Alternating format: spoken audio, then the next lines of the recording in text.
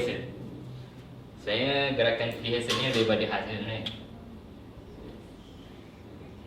Gerakan khas Hausa Syafiat. Selalu kita dengar Freemason kan? Pernah dengar? Pernah dengar kan? Okay. Ke ada yang tak pernah dengar Freemason tu apa? Maknanya Freemason gagal lah kalau ada yang tak dengar kat sini. Jadi, apa itu gerakan Freemason? Okay. First, saya nak tanya lah. Siapa yang dah keluar ayat. Siapa yang ada bukan cadangan lah, terdetik di fikiran korang semua yang mengatakan bahawa filem ataupun drama yang ada kat mainstream ni, sama ada filem filem TV dan lain, ada tak fikir macam kenapa lah buat cerita macam ni? So, ada tak fikir? Ke tak ada? So kenapa wujudnya idea macam tu? Boleh cerita tak Fitri? Sama kenal Fitri? At least 5,000 orang kenal. Okay. Kenapa? Ada point. Kenapa tiba-tiba fikir macam tu? Pengalaman dia orang sendiri. Macam? Pengalaman dia orang sendiri. Yang melalui satu benda tu, lepas tu dia okay, maknanya drama-drama yang kita tengok sebelum tu adalah pengalaman orang lah. Okay. setengah je lah pada dia. Okay. Macam dah ada tajuk tak apa. Okay. Tak, okay. Fokus kita sekarang adalah mengapa perlunya perubahan di atas industri filem ataupun drama ataupun konten lah. Boleh katakan sebagai konten media yang ada sekarang. Korang setuju tak yang ianya perlu diperbaharui? Kenapa? Tu nak tanya kenapa? Tak logik. Okay, tak logik. Lagi? Kak Jana kata tak logik. Ellen? Kenapa? Tak bagi benefit. Tak apa ni? Tak bagi manfaat. Okay, tak bagi manfaat. Lagi?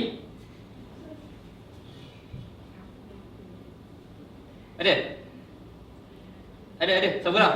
Macam ada idea. Kenapa ia perlu diperbaharui? Supaya lebih umatnya lebih segar. Okay. Kiranya lebih segar. Senang cerita. Rendah betul vocabulary. Okay. Jadi, untuk kita ataupun beberapa pihak ni untuk membawa perubahan kepada industri itu, apa yang perlu dibuat? Kalau lah anda selaku pengarah filem, apa yang anda akan buat untuk kata okey, saya nak memperbaharui dunia perfilman ni. So apa yang perlu dibuat? Kena selidik asal. Ya? Selidik yang asal. Okey. Lagi? Apa yang perlu dibuat Maknanya secara mana bila hasilnya adalah apa? Apa yang perlu dibuat sebenarnya? So kalau kata cerita drama atau filem ni mengarut. So apa yang kita perlu buat selaku director ataupun produksi filem? Inovasi buat cerita. Buat cerita lah. Kan? Buat cerita betul? Buat inovasi lah. Betul, buat cerita. Realistik sikit. Kiranya mana buat cerita baru lah. Buat cerita baru ataupun buat filem baru. Kalau sebagai contoh dunia komik lah kata kan. Kan katalah komik Malaysia ni ada orang kata kurang inspirasi lah sebagai contoh. Kurang inspirasi, banyak benda lawak je. So untuk mengubah dunia komik tu, kita perlu buat apa sebagai pelukis komik? Buat komik baru lah kan? Ya, macam tu. Macam gagal. Okay. Jadi sebenarnya apa yang perlu kita buat, dia adalah jauh tersangat jauh daripada sekadar buat filem. Sebagai contoh, untuk mengubah dunia perfilman,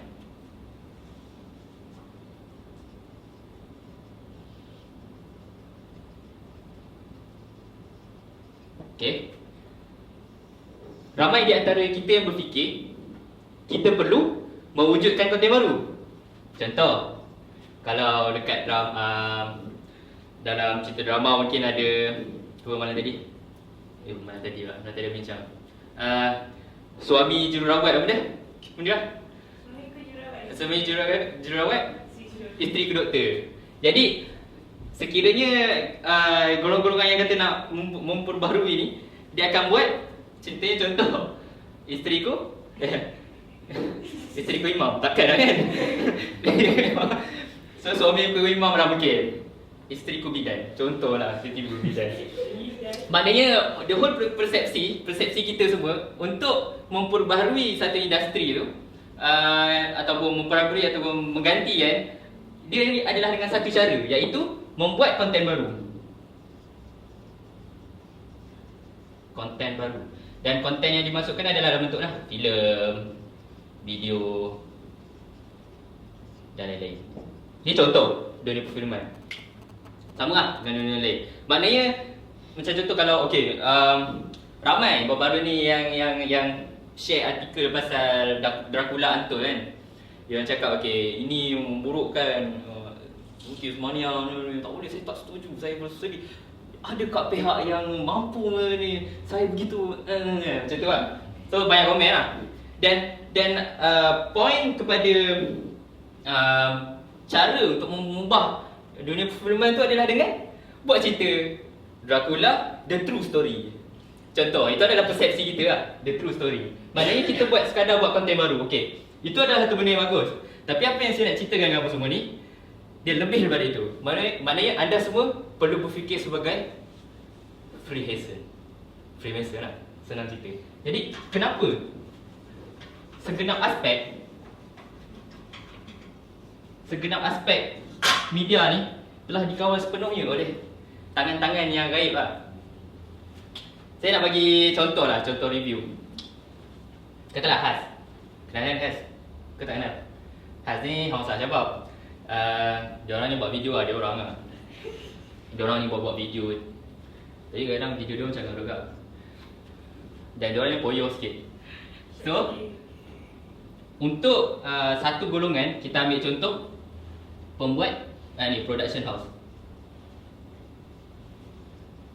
Untuk production house mengubah ataupun kata so-called memperbaharui ataupun mengislahkan industri tersebut.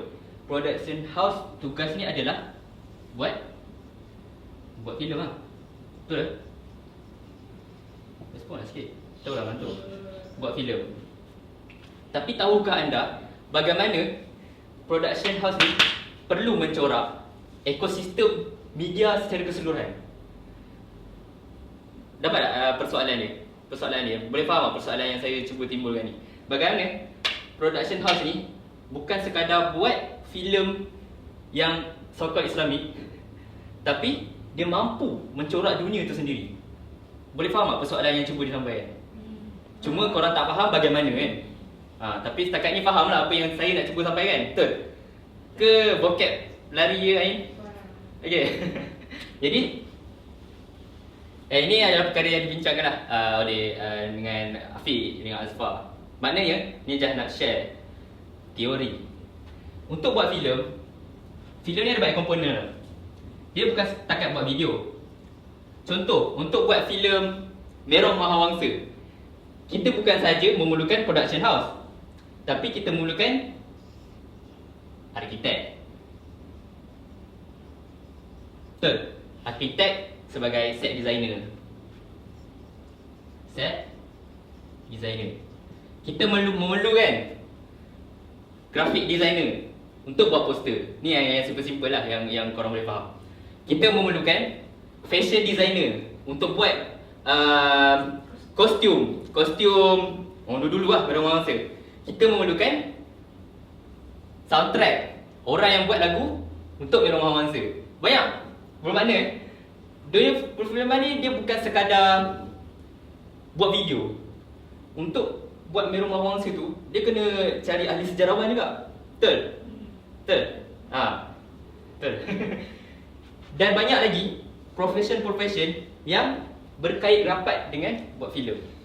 Jadi, bagaimana untuk production house ni dia membentuk ekosistem? Sebagai contoh, kalau Has buat filem, untuk poster dia akan stick kat orang tu je. Tak?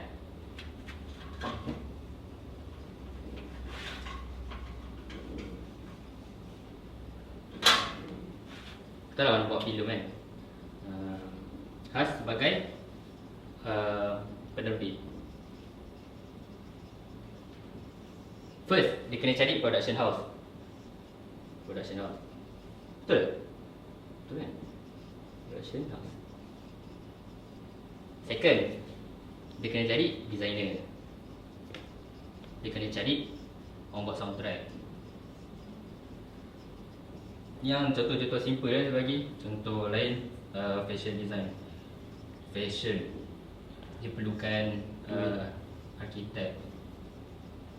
Macam-macam lah.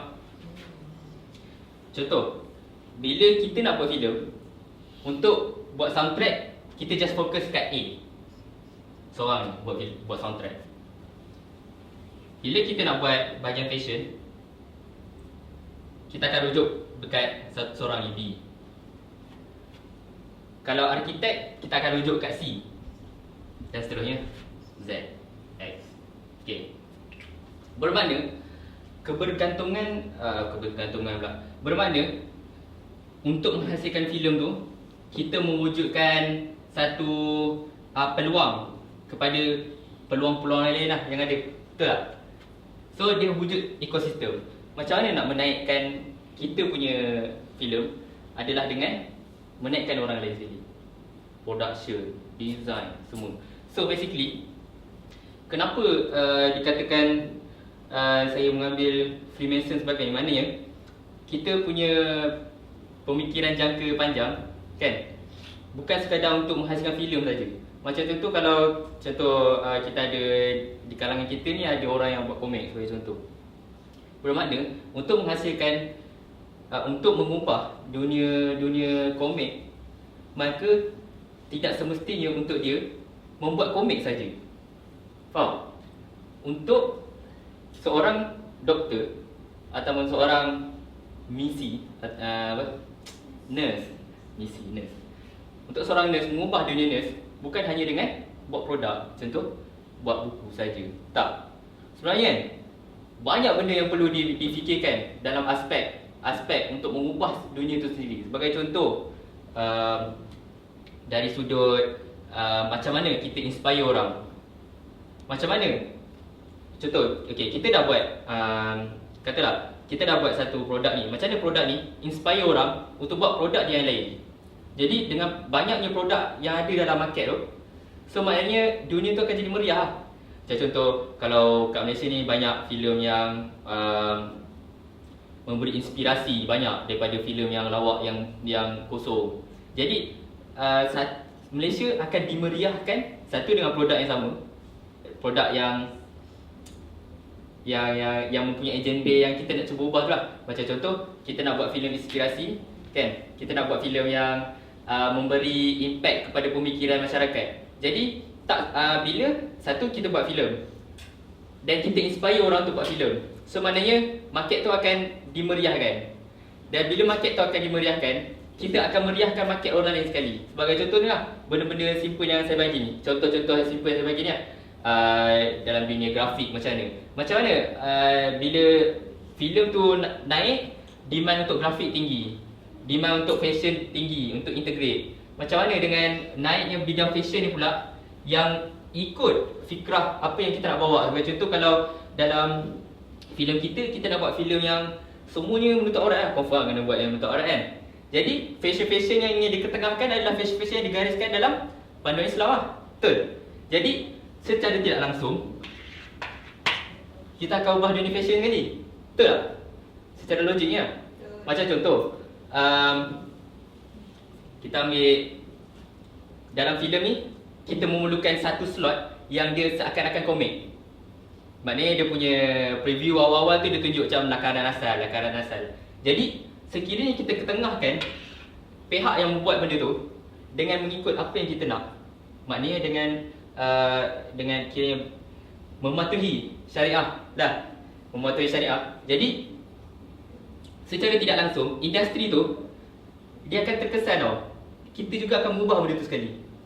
Itu yang kami masukkan sebagai gagasan Freemason. Maknanya untuk semua benda ni terjadi, setiap di antara pihak dia memerlukan kepada satu pemahaman bahawa untuk mengubah dunia perfilman sebagai contoh, untuk mengubah dunia tak ada contoh lain sebab memang dah terlibat dalam tu katalah dunia muzik tanah air.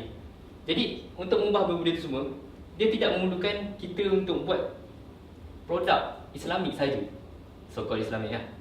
Tapi kita mewujudkan ekosistem kita yang sedia asal lah. Macam mana bangsa lain dilihat mampu. Macam ini toke dia geng-geng ni juga. Bila kita pergi belikan, toke dia geng-geng ni juga. Macam mana? Sebab apa-apa yang diorang akan cuba naikkan dalam industri diorang akan naikkan industri orang lain juga. Hubungan tu. Macam contoh, untuk kita mewujudkan satu franchise burger yang berjaya, kita perlukan roti yang sedap, betul? Jadi roti yang sedap, kita develop pihak lain ataupun kita bantu pihak yang buat roti untuk naikkan dia, dan seterusnya naikkan kita. Faham tak? So maknanya bila roti dah settle, salad dah settle, kobis, burger dah tak kobis, ada kan? Burger murah tak kobis kan? Kobis, timun, macam-macam lagi lah. Malah nak letak kan? Cheese, lampau lah. Jadi komponen-komponen yang burger tu, okay, target kita adalah untuk menghasilkan burger yang sedap. Tapi bagaimana dengan menghasilkan produk burger yang sedap tu, kita mampu mencorak ekosistem kita. Last boleh jadi supplier bijiri ni orang yang sama juga, ini orang yang sama juga. Dan orang-orang sama yang kita maksudkan itu adalah orang yang mempunyai fikrah Islamiah. Macam tu. Faham tak? Faham sekarang ni kan? Okay, kita tutup lah. Itu je. So lepas ni kita akan bedah video sekejap. Sekian, terima kasih. Kan dia nak tarik faham kan? Dia just general idea. Ia adalah satu teori. Ia tidak dibuktikan lagi, sebab saya tak pernah buat. Tapi dia telah dibuktikan oleh orang lain.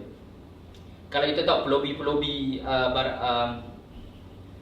contoh, kalau ambil ni lah, senang cerita filem biasa lah. Kalau dalam industri filem kan, dalam filem yang top dekat ni, dalam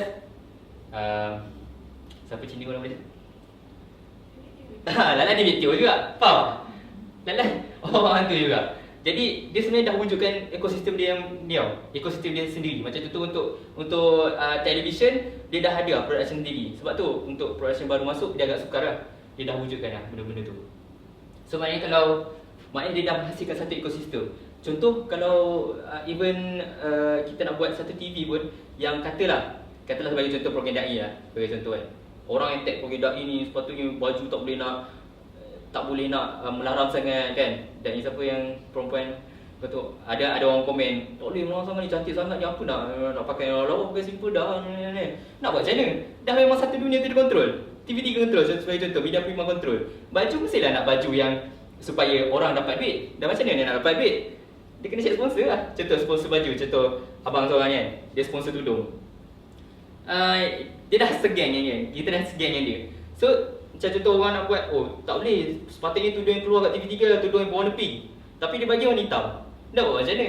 Dah memang dia bagi duit kat saya, lepas tu saya suruh orang tu pakai. Orang tu tak ada buat apa lah, dia kena ikut juga. Faham? Jadi nak ubah satu dunia media tu, dia bukan hanya dengan buat produk tau. Dia lebih daripada tu lah. Dia lebih daripada tu. Dengan ekosistemnya, dengan mewujudkan relationship antara sesama lain, dengan membangunkan sesama lain, dan bukannya dengan mencatat sesama lain lah. Itu je poin dia sebenarnya.